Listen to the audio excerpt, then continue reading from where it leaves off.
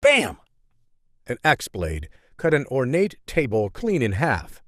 Lord Byrum Clay furiously smashed the table to pieces with his weapon. His head was beet red as he addressed Golden Axe and other high-ranking members of House Clay in their family's great hall. "The Hayfield family has gone too far. How dare my son's treacherous murderer openly wander the same streets as me? They've been allowed to live undisturbed for far too long. I ought to slay all of them myself." Lord Clay had done the High Lord Raven's bidding and had waited for his moment to strike. But after learning of the deal between House Raven and House Crane, Lord Byrum was concerned that he would lose his chance for vengeance. Golden Axe cleared his throat to speak in a calming tone. "My lord brother, perhaps it would be wise for someone outside the family to exact our revenge for us. As it stands, we would not wish to displease the High Lord Raven, or, even more importantly, the Duke himself." Lord Clay turned to face his men and gritted his teeth. "Damn it! You say things I do not wish to hear. But you are right, dear brother. Mordrid Daggeth, approach me." Out of the shadows appeared a figure clad in all black, with a belt full of throwing knives and daggers at his side. This mysterious man knelt before Lord Byrum and lowered his head. "Mordrid Daggeth is at your service, Master Clay."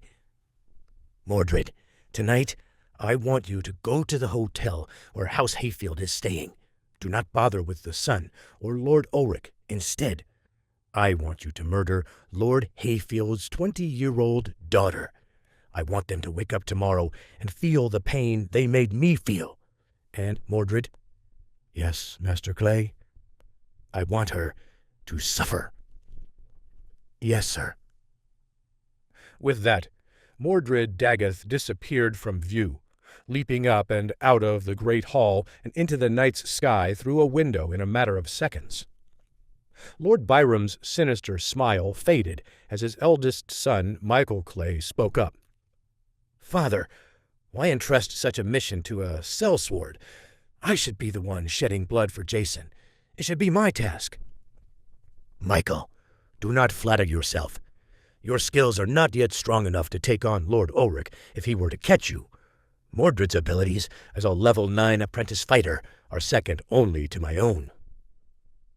Lord Byrum chuckled as he thought of Lord Ulrich waking up to the ghastly sight of his only daughter lying in a pool of her own blood. "Everybody knows those fiendish Hayfields care for their young Amelia more than anything else in this world. If I can kill her quickly and brutally, I can break the fighting spirit inside of Ulrich and Nathan before the examinations have even begun. Finally, then, my precious little Jason can find peace." Of course, he had no way of knowing that Lord Ulrich himself had finally surpassed Apprentice Level 7 and was now his equal at Master Level 1. Instead, Lord Byrum reveled in his bloody fantasy as he caught Michael's eyes once more. "Besides, if my sellsword were to be captured, he'd die before he'd give up our family name. Therefore, there is no risk of this attack coming back to haunt us, whereas, if I let you go after her, the risk to House Clay's reputation grows significantly." "Fine. I shall do as you say this time, but I demand an opportunity to face Nathan in combat once the time comes."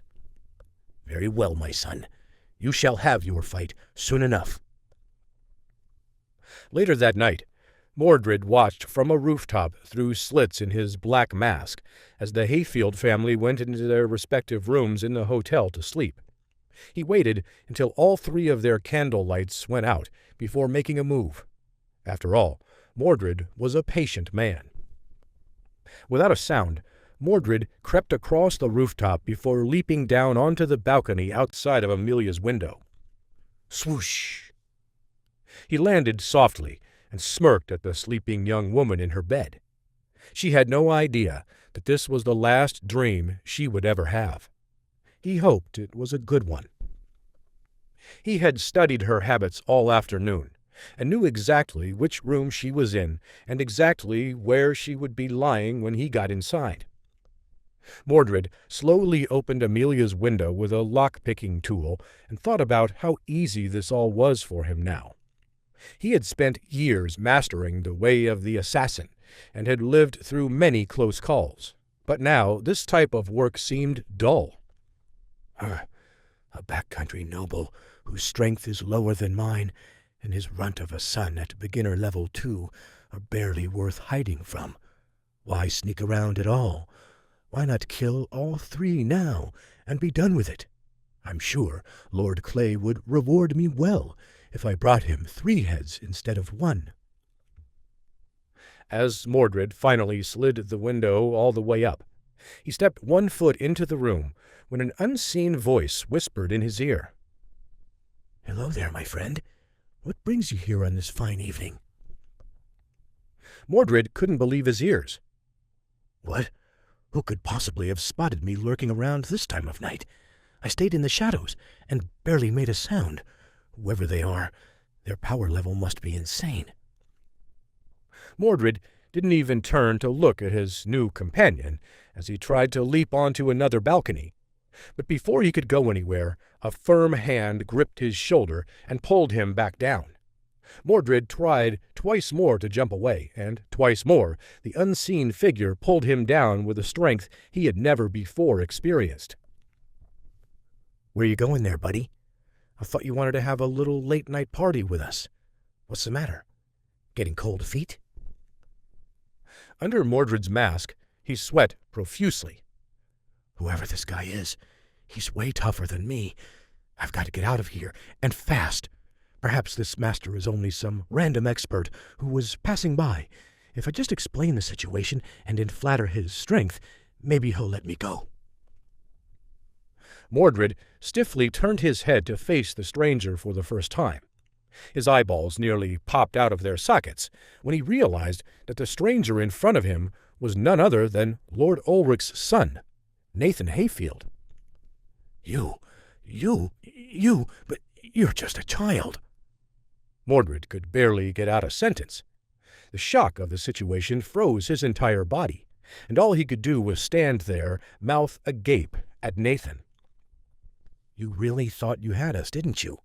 Too bad I picked up your scent immediately. I've been watching you since this afternoon when you spied on us in the restaurant." Nathan smiled and thought about how lucky he was to have access to the power of Asura.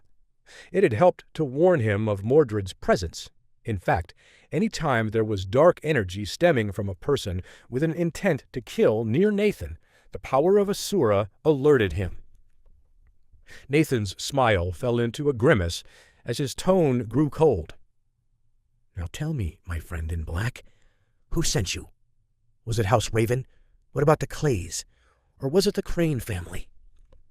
No, I cannot say." "Well, let's think for a moment, shall we? The Cranes don't have the influence in Godricshall to pull a stunt like this, so let's cross them off. Next, we've got the Ravens and the Clays. What do you think? Am I getting warmer?" "Do what you will of me. I'll never talk, no matter what." "Ah, okay then. The Clays it is." "Wait, no. How? How did you—" Nathan's lips curved into a sinister snarl. "I didn't. You just told me." Nathan had bet on the Clays, based on everything he knew about House Raven. Sure, the High Lord Raven was infamous for his underhanded tactics and cold-blooded attacks at night, but he was also known for his cunning, and there was no way he'd have been foolish enough to ever send a single low-level assassin to finish off an important job. I didn't tell you anything. You don't know what you're talking about." Mordrid couldn't believe it. In a few short moments, Nathan had extracted the sole piece of information he had sworn to his lord never to reveal, even in death. Now, All he could do was puzzle over how Nathan could have possibly become so strong, when all the information he had collected said the boy's victory over Jason was nothing but a tall tale, and that he was really just a weakling. Tell me, why did Lord Byrum send you here? Nathan's voice sent shivers down Mordrid's spine as his body tensed up. He felt Nathan's grip on his shoulder tighten. I'll never say a word. You must as well kill me now. If you insist. Very well, then. I'll venture he wished for you to harm my sister in all sorts of ways to scare me. Maybe I should return the favor to him instead. Nathan's grip grew even tighter until Mordrid could feel the tendons in his arm breaking. Please, just kill me swiftly, but first I must know, how did you become so powerful? Why don't you ask the heavens when you get there? With that, Nathan drew his knife and slashed across Mordrid's face, instantly blinding him. Mordrid fell to the ground and felt around in horror as Nathan stood over him and slowly approached with the knife. You've blinded me. I've done you a kindness. Since you intended on giving my sister a horrid death, I shall do the same to you, but unlike your plans, I won't make you watch as I do it. Nathan's dark words gave Mordrid goosebumps. He knew that he had somehow encountered the devil on earth in the form of a young teenager. At that moment, he would have rather faced 100 dragons than the short boy in front of him. Thoughts wildly bounced around in his head. Curse you, Lord Byrum. How could you be such a fool as to make an enemy of this powerful being? After all the things I've done for House Clay, why did they have to go and make a foe out of this mighty young man? Slash, slash, slash. Nathan's blade cut deep into Mordrid's skin as he carved a message into the assassin's chest. The strikes were so fast, the assassin had no time to scream. Nathan took no joy in what he was doing now, but he firmly believed that it needed to be done. The fact that the Clays had stooped so low as to go after his sister infuriated him. Amelia is no warrior. There is no honor to be won in slaying her. Those bastards even think I'm weaker than them. Yet they shirk away from open combat and, instead, try to commit murder against an innocent. I swore to my mother that I would find her killer, and now, before Amelia, I'll swear to protect her against all those who try to repeat the act on her. Before Nathan even realized what he'd done, he found himself covered slick with blood. Beneath him lay what remained of Mordrid the assassin. The formidable sellsword was now nothing more than a pulpy mass of black and red liquids. As Nathan calmed himself down and caught his breath, he wiped off his blade and contemplated his next move. If that was the Clays family best assassin, then I'm certainly strong enough to face Lord Byrum himself. And based on all that skullduggery, I'm feeling less than merciful right now. With that, Nathan turned to his sleeping sister in her room and whispered, Rest easy, sister. I will not let them harm you. Then Nathan picked up the body, slung it over his shoulders, and leaped off his sister's balcony onto the roof of a nearby building. As the moon rose high in the sky, Nathan flew across the rooftops of the city toward the manor of House Clay.